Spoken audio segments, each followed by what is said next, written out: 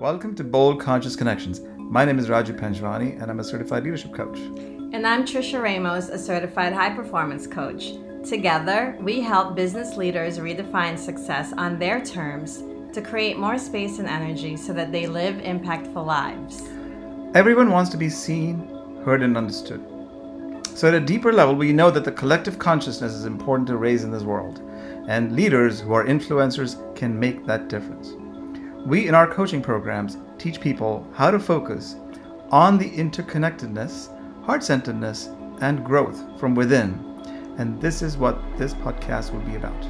So stay tuned and subscribe to wherever you listen to podcasts. Talk to you very soon. Today we want to talk about presence and momentum, what that means, and how it ties to, the moment-to-moment of breath, the way we look at life in terms of its, inhale is life and exhale is death, if you will. And, we talk a lot about mortality because both Triccia and I have been through our own respective traumas where we nearly died. And for me, as I always say, mortality is a motivator.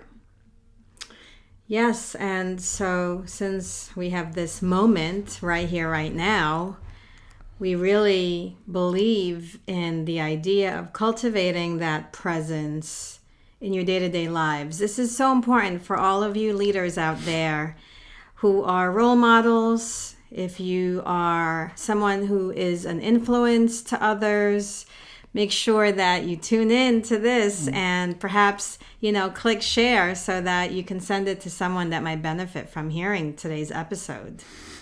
Great. So shall we dive right into our 3-point framework today and how you want to think about what it means to be present and how your moment living actually creates momentum for your pursuits of what's important to you in life. Right, and I think the reason why we're talking about presence and momentum here is that we've gone into this space where we think in order to create results, we have to do.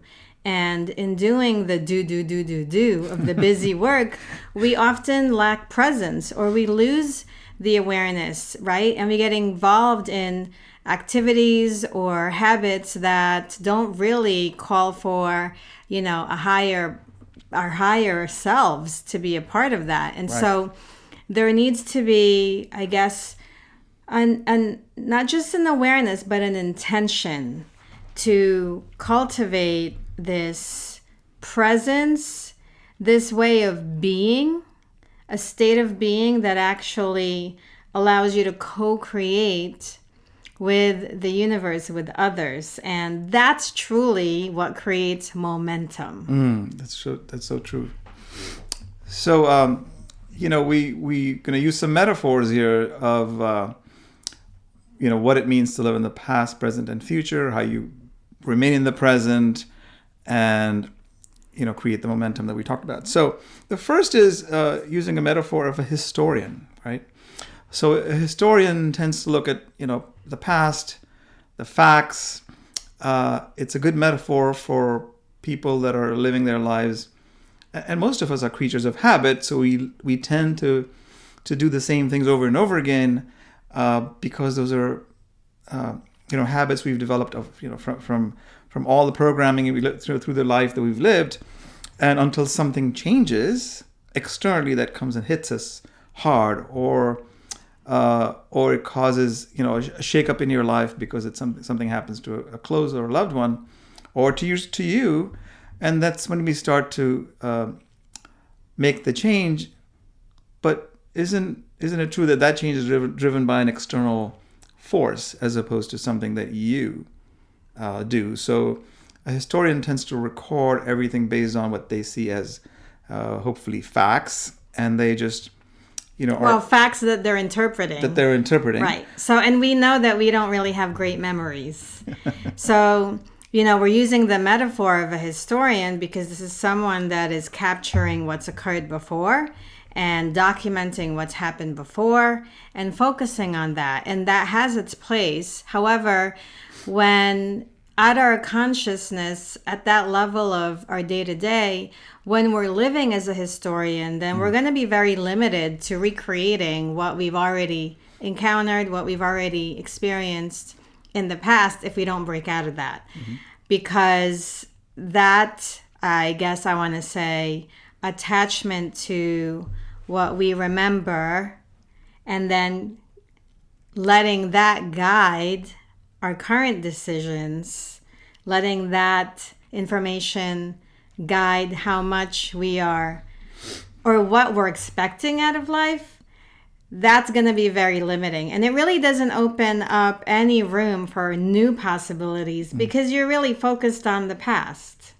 Right. There is value, as you said, in the past. Now, you know, we all say that we learn from our past experiences. Well, hopefully you're learning from them. The question is, are we learning? So, from my experience, in certain businesses, I still carry me with me in those businesses from one to the next to the next. And I realized that even though I might have different situations in those businesses, am I really learning anything new? It's really about what you learn about you as opposed to learning about the business, because we tend to equate the experience of what happened outside of us and what we sense through our five senses and how we're going to react to it. So this is not to say that the past is not relevant. We all live in, some of to a large degree in the past. But when we're trying to be leaders and make a change, you can't solely, or primarily rather, I should say, rely on that historian idea that, okay, this is how it's going to be. If I go into this new situation, I'm going to experience the same thing. Well, that is just not true.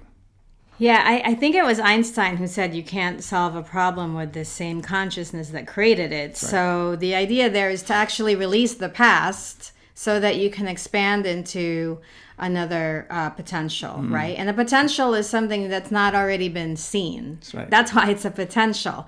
So, being a historian and living your life as a historian is really going to be very limiting. And we're now living through this moment of uncertainty where, for the last 10 months, we've all been in some way, shape, or form, with this pandemic, experiencing and adapting to, lockdown, shelter in place, social distancing, kids being schooled at home.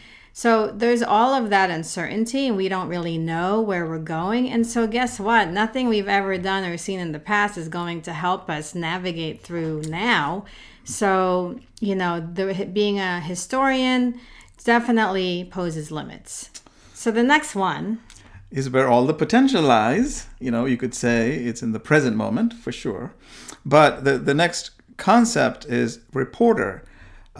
We can, a reporter basically tends to report what's happening outside and hopefully, reporting facts.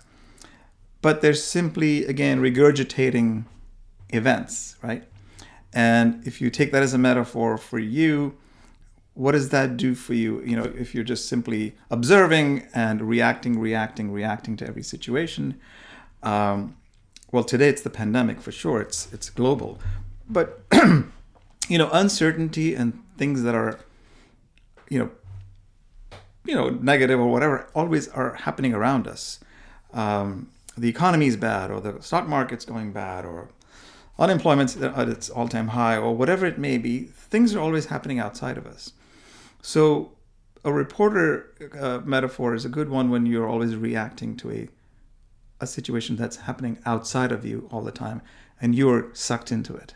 It's also about not having the foresight or the wherewithal to recognize that everything we're experiencing today is truly just a result of everything we've done before. Right. So, in fact, being a reporter is just being present to what is real today. However, we're interested in having quantum conversation. Exactly. Right? We are all about tapping into infinite potential. And so beyond the present, beyond being a reporter, there's a futurist. And that's really where we want to spend our time. You want You okay?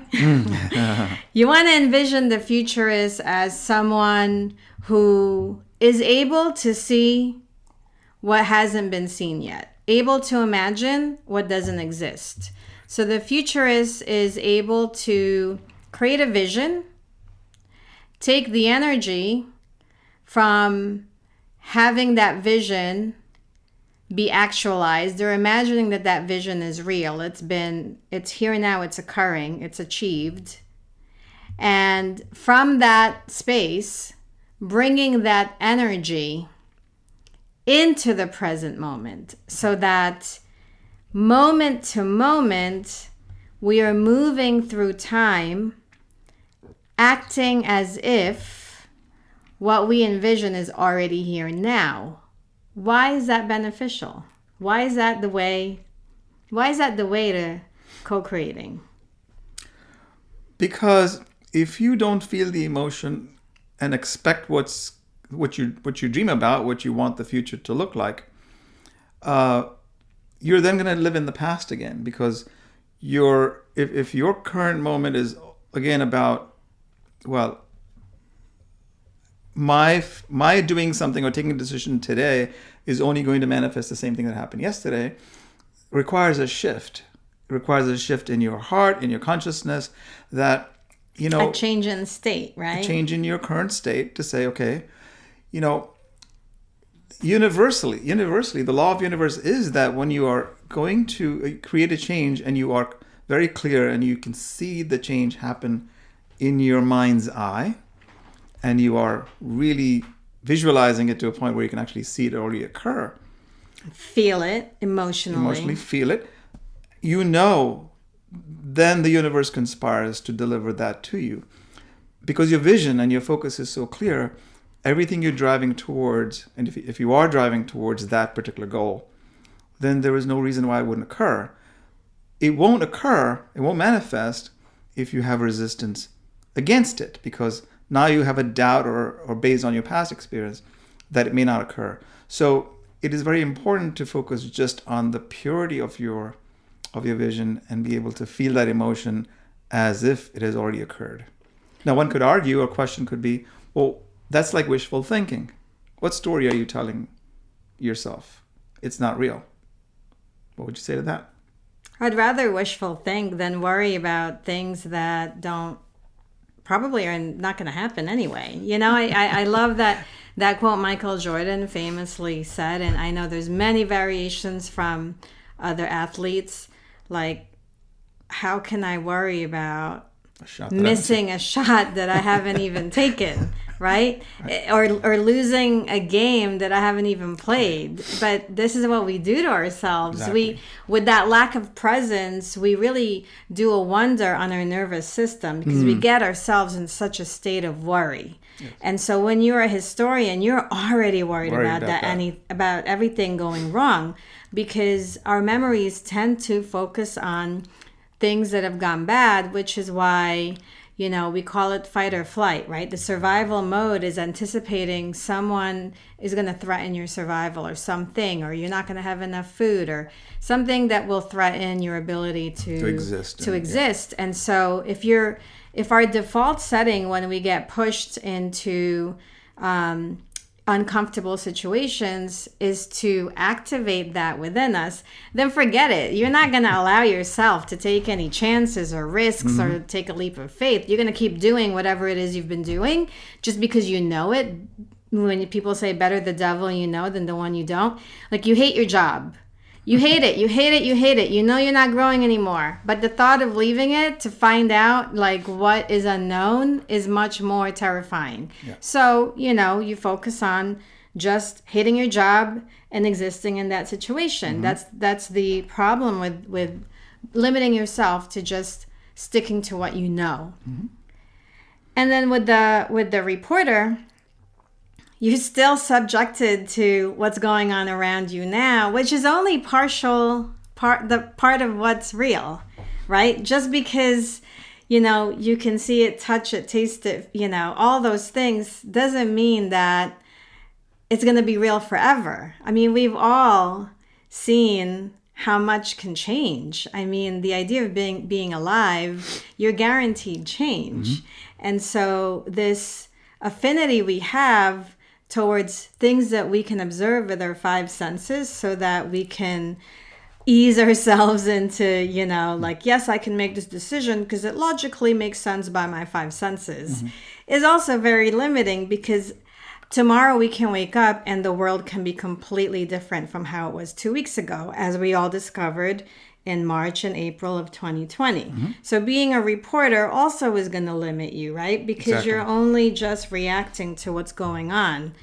Whereas as a futurist... Yeah, a futurist who knows that you're mortal and you have not indefinite time to live. And, it allows you to really open up possibilities, because whatever's already there in the five senses that you observe, smell, taste, see, or touch, is already too late. So the law of the universe is that whatever you're seeing has been created, thought of, and manifested now. So what do you want to manifest next? So it's in your power. You have the ability to really take your exactly. Yeah. So you have the power to think of your present moment today, to create what might be perceived and manifested in your five senses in the future. And I was asking the question about what story are you going to tell yourself? It's wishful thinking. But what is the other story you're telling yourself today? The other side of the story of not wishful thinking is, oh, it's going to be the same thing. If I did this, or if I change my relationship in this way, it's going to manifest the same way. So why bother? Hey. That's what I love about being an entrepreneur. And I love the freedom. The freedom to create. The freedom to expand. The freedom to just hang in the space of the unknown. That we're not limited to... this is just how the company operates, or this is just like what makes sense. This is what makes sense in the world. And truly, if there's anything that 2020 has shown us, it's a much more vast world than our memories or our current perception can make sense of. So being a futurist requires that you constantly are working on being present so that you can expand your perspective, so that you can, empathize and see the different angles that people are seeing the world through. You have to have that presence, or at least, practice, so that you improve your presence and awareness to your current energy and how you're moving through situations, whether they are favorable situations for you or unfavorable situations. What is the energy that you are putting forth? Because I think that we both have learned a lot about this too, is that we can't always change what's going on outside of us. Pretty much never. But unless you want to create different circumstances for you in your life and your perception, that you can change. And I love what you say. The only way out is in. Right. And I forget. I mean, everyone that's like variation out there. But yeah, I mean, this is really about a conversation where we're saying you can move so much further, faster, and move the needle in your life by allowing yourself to be more present. And of course, there are many variations of how people communicate that. But look at how many times have you heard this year? It's just this the way it is. The things we have to do is the way it is. So we invite you to also really challenge some of the beliefs that you're living in, and look at whatever circumstances you want to look at, because the change and the shift is only possible if you are able to shake that belief that you've been living in like a historian, or reacting to the current events of the reporter, and take some charge, because this is part of the free will that we all have, right? To be present in the way that allows you to change the future, because there is nothing else. The present will not necessarily create a different result if you're going to live by what you've been doing over and over again. So, and what is this time for? Why are we here? during this time now? Isn't it so that we can all collectively raise the consciousness and transcend, limitations that perhaps our parents, our grandparents, their grandparents' parents, it's really about continuing the story of expansiveness, evolution. It's really about growth as a humanity. So there is, in creating momentum, a need for more presence, moment to moment, in all of us. Yeah. And be playful about it, I guess. Have fun with it, because, hey, if life is not worth living if you're not going to have fun, because this is the moment. We don't know what's coming next. So that's it. We are now presently creating momentum. All right. Take care, guys. See you later. Bye. We hope you enjoyed today's episode, and if so, make sure to subscribe, download, and share it with your sphere of influence. We bring a variety of topics to you, and it's like a masterclass for those topics, and it's all free. So take a screenshot, share it on your social media, and add the hashtag #BoldConsciousConnections so that we can find you, see you, maybe say hello. And if you want to deep dive into some of the topics that we bring to you, find us at www.livemasterminds.com and get to know us. Take care.